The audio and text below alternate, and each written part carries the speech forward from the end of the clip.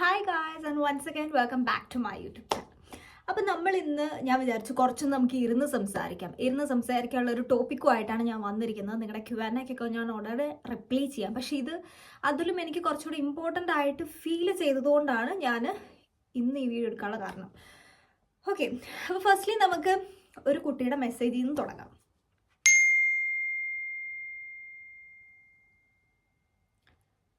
എല്ലാവരും വായിച്ചു എന്ന് ഞാൻ വിശ്വസിക്കുന്നു. ഇതിൽ ഞാൻ ഈ കുട്ടീനെ തെറ്റ് പറയത്തില്ല. കാരണം പലപ്പോഴും അല്ലെങ്കിൽ പലരും പല ടൈമുകളിലായിട്ട് എൻ്റെ അടുത്ത് ചോദിക്കുന്ന സെയിം ക്വസ്റ്റ്യൻ തന്നെയാണ് ഈ കുട്ടിയും ചോദിച്ചിട്ടുള്ളൂ. ഇതിൽ ഞാൻ ഈ കുട്ടീനെ മിസ്റ്റേക്ക് പറയുന്നില്ല. ഞാൻ ഈ കൊച്ചിൻ്റെ ഡൗട്ടും കാര്യങ്ങളും ക്ലിയർ ചെയ്തായിരുന്നു. പക്ഷേ ഇവിടെ പറഞ്ഞിരിക്കുന്ന എൻട്രൻസ് കോച്ചിങ് സെൻറ്ററിലെ ഈ ചേട്ടൻ എന്തറിഞ്ഞിട്ടാണ് ഈ കുട്ടിക്ക് ഒരു തെറ്റായ ഇൻഫർമേഷൻ കൊടുക്കുന്നത്?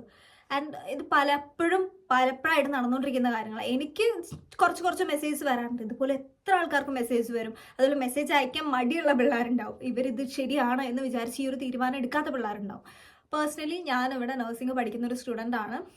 എൻ്റെ അനുഭവത്തിൽ നിന്ന് ഞാൻ പറഞ്ഞുതരാം. ഞാൻ ഇതിനു മുന്നേ വീഡിയോ ഇട്ടിട്ടുണ്ട്, ഈ സെയിം കേസുകൾ പറഞ്ഞു. പക്ഷേ എനിക്കൊന്നുകൂടെ പറയണം തോന്നി, അതുകൊണ്ട് ഞാൻ ജസ്റ്റ് വീഡിയോ ഇടുന്നു. ഓക്കെ, അപ്പോൾ മെയിൻലി ഇവിടെ നമ്മൾ നഴ്സിംഗ് പഠിക്കുമ്പോൾ നമ്മുടെ നാട്ടിലെ സിറ്റുവേഷൻ അല്ല ഇവിടെ. നമ്മുടെ നാട്ടിൽ കൂടുതലും ഒരു 99.9% ആൾക്കാരും വർക്ക് ചെയ്യുന്നത് എവിടെയാണ്? ഹോസ്പിറ്റലുകളിലാണ്. നമുക്ക് നാട്ടിൽ ഹോസ്പിറ്റലുകളാണ് അല്ലെങ്കിൽ ഹോസ്പിറ്റൽസ് ആണ് ഏറ്റവും കൂടുതലായിട്ടുള്ളത്. ഓൾഡ് ഏജ് ഹോംസ് നമുക്ക് കുറവാണ്. എനിക്കറിയില്ല, നമുക്ക് വൃദ്ധസദനങ്ങളുണ്ട്. ഓൾഡ് ഏജ് ഹോംസ് വൃദ്ധസദനമല്ലേ ഓൾഡ് ഏജ് ഹോം എന്ന് പറഞ്ഞാൽ ആയിരിക്കാം. വൃദ്ധസദനങ്ങൾ നമുക്കുണ്ട്. പക്ഷേ എനിക്കറിയില്ല അവിടെ വർക്ക് ചെയ്യുന്ന നഴ്സുമാരാണോ എന്നുള്ളത്. ഞാൻ പിന്നെ നഴ്സുമാരെ കണ്ടിട്ടുള്ളത് ഏതെങ്കിലും ലാബോ അങ്ങനെയൊക്കെ ഫോക്കസ് ചെയ്തിരിക്കുന്ന നഴ്സുമാരെ ഞാൻ കണ്ടിട്ടുണ്ട്. അതല്ലാണ്ട് ഏറ്റവും കൂടുതൽ ഒരു 99.9% നഴ്സുമാരും വർക്ക് ചെയ്യുന്നത് ഹോസ്പിറ്റലിലാണ്. ആൻഡ് ജർമ്മനിയിൽ ഹോസ്പിറ്റൽ, കിൻഡർ ഗാർട്ടൻ, ആംബുലാൻഡ് ഫ്ലീഗ്, അതുപോലെ വേറെ എവിടെയുള്ള ഫ്ലീഗെ ഹൈംസ്, അതുപോലെ മെൻഷൻ വിത്ത് ബെഹിൻഡ്രിങ്, അതുപോലെ ഇങ്ങനെ കുറച്ച് സെക്ഷൻസിൽ എല്ലാവരെയും ഈക്വലി ഭാഗിച്ചേക്കുവാണെന്ന് ഞാൻ പറയാം. ഇന്ന ശതമാനം നഴ്സുമാർ ക്രാങ്കൻ ഹൗസിലേക്ക് പോകണം, അല്ലെങ്കിൽ ഇന്ന ശതമാനം ആൾക്കാർ ഇങ്ങോട്ട് പോകണം എന്നൊന്നും എവിടെ ഒരു നിർബന്ധമില്ല.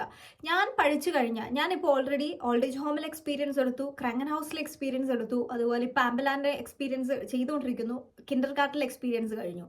ഇനി എനിക്ക് വരുന്നത് ടാഗസ് ഫ്ലീഗാണ്. അല്ലെങ്കിൽ എന്താ പറയുക, കുറച്ച് മെൻ്റലി പ്രശ്നമുള്ള ആൾക്കാരുടെ കൂടെ നമുക്ക് വർക്ക് ചെയ്യാനുണ്ടാവും. അപ്പോൾ ടാഗസ് ഫ്ലീഗിൽ അങ്ങനെയുള്ളവർ കുറവാണ് എനിക്കറിയാം. പക്ഷേ എനിക്ക് ലൈഡർ കിട്ടിയിരിക്കുന്നത് ആ ഒരു മേഖലയാണ്. അപ്പോൾ ടാഗസ് ഫ്ലീഗ് ഓക്കെ. അപ്പോൾ ഇവിടെ എല്ലാം കഴിഞ്ഞ് കഴിയുമ്പോൾ ഇന്ന് എനിക്ക് എക്സാം ഉണ്ടായിരുന്നു. എൻ്റെ അടുത്ത് ടീച്ചർ വന്നപ്പോൾ ചോദിച്ചു, നിങ്ങൾക്ക് എങ്ങനെയുണ്ട് ആംബുലാൻഡ്? ഞാൻ പറഞ്ഞു ആംബുലാൻഡ് കുഴപ്പമില്ല, കൊള്ളാം, സീനിയർ ലൈക്ക് ഇവിടെ സ്റ്റച്ചനറിനേക്കാളും അടിപൊളിയാണെന്ന് ഞാൻ പറഞ്ഞു. അതായത് ഓൾഡ് ഏജ് ഹോമിനേക്കാളും എനിക്ക് കുറച്ചുകൂടി ഇഷ്ടപ്പെട്ടു എന്ന് ഞാൻ പറഞ്ഞു പേഴ്സണലി. എന്നാൽ പുള്ളിക്കാരൻ എൻ്റെ അടുത്ത് ചോദിച്ചു, നിനക്ക് ഇവിടെ തുടർന്ന് നിൽക്കാൻ പ്ലാൻ ഉണ്ടോ? ഞാൻ പറഞ്ഞു ഇല്ല, ഞാൻ ഹോസ്പിറ്റലിൽ പോവുള്ളൂ, എനിക്ക് ഇവിടെ നിൽക്കാൻ താല്പര്യമില്ല. അതെൻ്റെ തീരുമാനമാണ്. നമ്മൾ എന്തിനാണ് ഈ നഴ്സിംഗ് പഠിക്കുമ്പോൾ പല ഡിപ്പാർട്ട്മെൻറ്റിലായിട്ട് പാക്ക് ചെയ്യുന്നതെന്ന് അറിയോ? നമ്മൾ ഒരു സ്ഥലത്ത് എക്സ്പീരിയൻസ് മാത്രം എടുക്കാണ്ട് എല്ലാ സ്ഥലത്തെ എക്സ്പീരിയൻസും എടുത്തിട്ട് നമുക്ക് വേണ്ടത് നമുക്ക് ചൂസ് ചെയ്യാനാണ്. ഇപ്പം ഞാൻ സെക്കൻഡ് ഇയർ കഴിയാറായിക്കൊണ്ടിരിക്കുന്നു. എൻ്റെ സ്പെഷ്യൽ പ്രൂഫും ഉടനെ എത്തും. അപ്പോൾ അത് കഴിഞ്ഞ് എനിക്ക് സമയം ഇല്ല. ഈ 1 വർഷം 1.5 വർഷം എന്നൊക്കെ പറഞ്ഞാൽ ഇങ്ങനെ വേഗം പോകുന്ന ഒരു വർഷമാണ്.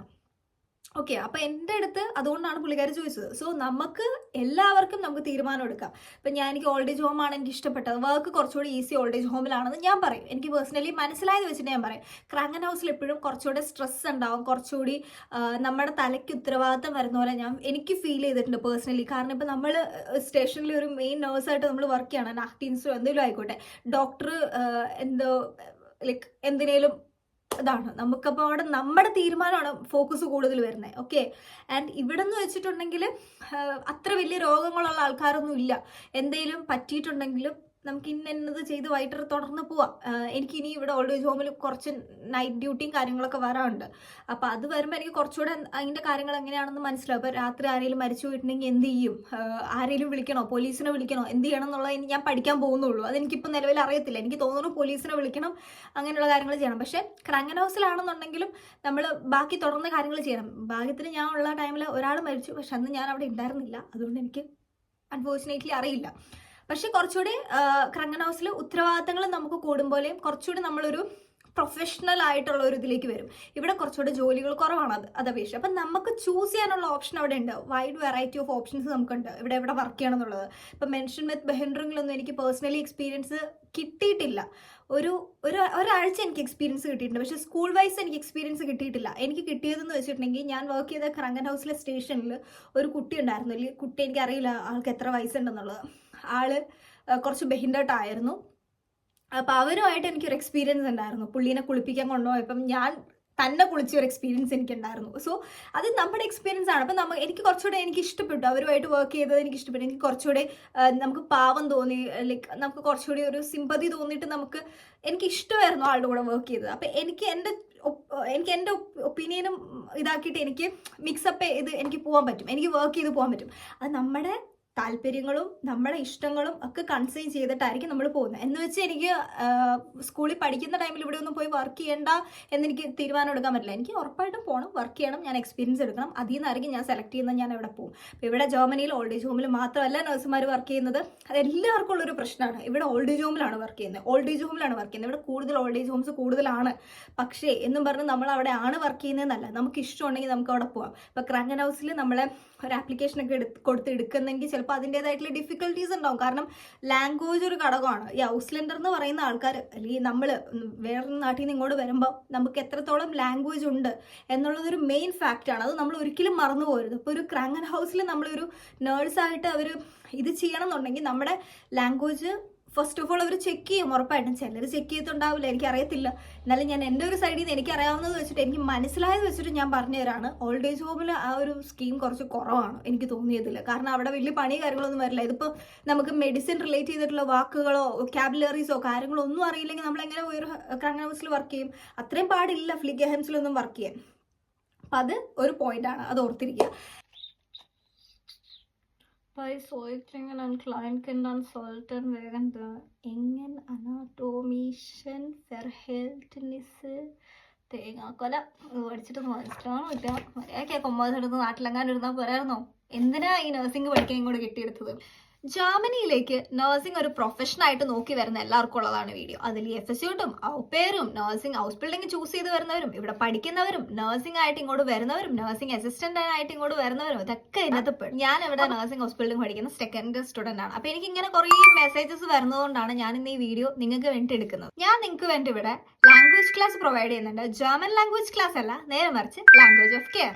അപ്പൊ ലാംഗ്വേജ് ഓഫ് കെയർ എന്താണെന്ന് വെച്ചിട്ടുണ്ടെങ്കിൽ ജർമ്മനി പഠിപ്പിക്കുന്ന സ്കൂൾ സിസ്റ്റത്തിൽ നിങ്ങൾക്ക് വേണ്ടിയുള്ള നഴ്സിംഗിന്റെ അത്യാവശ്യം എല്ലാ കാര്യങ്ങളും നമ്മൾ ഉൾക്കൊള്ളിച്ചു കൊണ്ടുവരുന്നതാണ്. എന്നാലും നമുക്ക് ഒരു 3 ഇയർ ഹൗസ് ബിൽഡിംഗ് കോഴ്സ് ഒന്നും ഇതിൻ്റെ അകത്ത് പാക്ക് ചെയ്യാൻ പറ്റില്ല. എങ്കിലും നമ്മൾ പ്രൊബേഷൻ പീരീഡ് പാസ്സാവാനുള്ള എല്ലാ കാര്യങ്ങളും അതുപോലെ ബേസിക് ആയിട്ട് നിങ്ങൾ നഴ്സിംഗിൽ അറിഞ്ഞിരിക്കേണ്ട കുറേ കാര്യങ്ങളും എനിക്ക് ജോലിയിൽ നിന്ന് കിട്ടിയ കുറേ മണ്ടത്തരങ്ങളും അതുപോലെ എല്ലാം കൂടെ മിക്സ് ചെയ്തിട്ടായിരിക്കും നമ്മൾ ക്ലാസ് മുമ്പോട്ട് പോകുന്നത്. അപ്പോൾ ഇവിടെ ആദ്യമായിട്ട് വരുന്നവർക്ക് അത് നേഴ്സ് ആയിക്കോട്ടെ എഫ്എസ്യൂട്ട് ആയിക്കോട്ടെ എന്തായിക്കോട്ടെ വരുന്നവർക്ക് ഒരു ബുദ്ധിമുട്ടുണ്ടാവരുത്. അതിന് വേണ്ടിയാണ് നമ്മൾ ഈ കോഴ്സ് പ്രൊവൈഡ് ചെയ്യുന്നത്. അപ്പോൾ കോഴ്സിൽ ജോയിൻ ചെയ്യാൻ താല്പര്യമുള്ളവർ താഴെ കാണുന്ന ഫോൺ നമ്പറിൽ കോൺടാക്ട് ചെയ്യുക. നിങ്ങൾക്ക് കോൾ വിളിക്കും, വാട്സപ്പിൽ മെസ്സേജ് അയക്കുകയോ ചെയ്യാവുന്നതാണ്. അപ്പം ഞാൻ നിങ്ങൾക്ക് വേണ്ടി വെയിറ്റ് ചെയ്തിരിക്കുകയാണ്. അപ്പോൾ എല്ലാവരും മെസ്സേജ് അയച്ചോളൂ കേട്ടോ.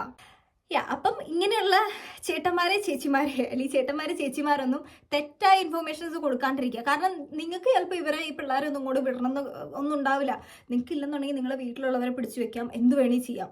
വീട്ടിലുള്ള പിള്ളേരെ വിടാണ്ടിരിക്കാം. പക്ഷേ വേറെ പിള്ളേർ വന്ന് ചോദിക്കുമ്പോൾ നിങ്ങൾക്ക് അറിയില്ലെങ്കിൽ ഇൻഫോർമേഷൻസ് ഷെയർ ചെയ്യാണ്ടിരിക്കാം.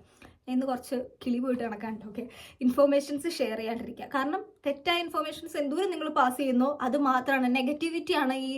എനിക്ക് മനസ്സിലായിടത്തോളം ഞാൻ പറയാം, ഒരാളൊരു പോസിറ്റീവ് സൈഡ് പറഞ്ഞിട്ടുണ്ടെങ്കിൽ അത് കൂട്ടുപിടിക്കാൻ ചിലപ്പോൾ 10 ആൾക്കാരെ കാണുള്ളൂ.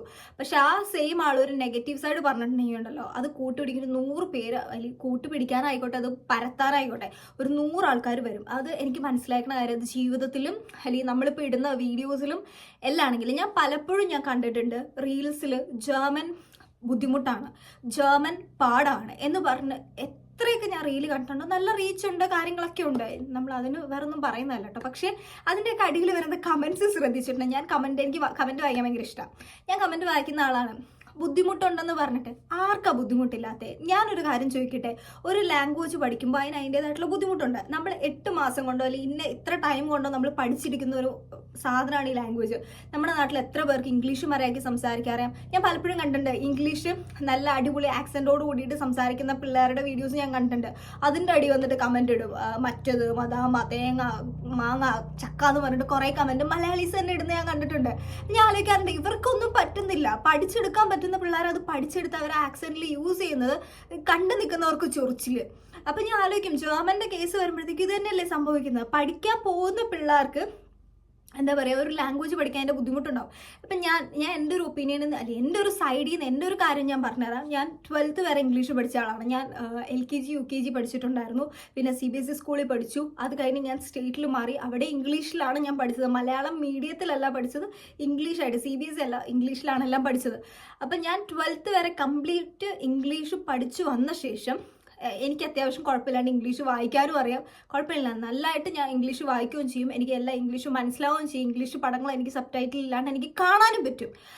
എൻ്റെ ഇംഗ്ലീഷ് ലെവല് ഇങ്ങനെ നിന്ന ലെവല് എൻ്റെ താന്നിട്ടുണ്ട്. കാരണം ഞാൻ ഇംഗ്ലീഷ് യൂസ് ചെയ്യുന്നില്ല. ഓക്കെ, എന്ന് വെച്ച് ഞാൻ IELTS ഇല്ലാണ്ടൊന്നും അമേരിക്കയിൽ പോയാൽ എനിക്ക് ജീവിക്കാൻ പറ്റുന്നല്ല. എനിക്ക് അതിൻ്റെതായിട്ടുള്ള ബുദ്ധിമുട്ടുകളുണ്ട്. നമ്മൾ നാട്ടിൽ സംസാരിക്കുന്ന ലോക്കൽ ഇംഗ്ലീഷും കാര്യങ്ങളും എനിക്ക് സംസാരിക്കാൻ പറ്റും.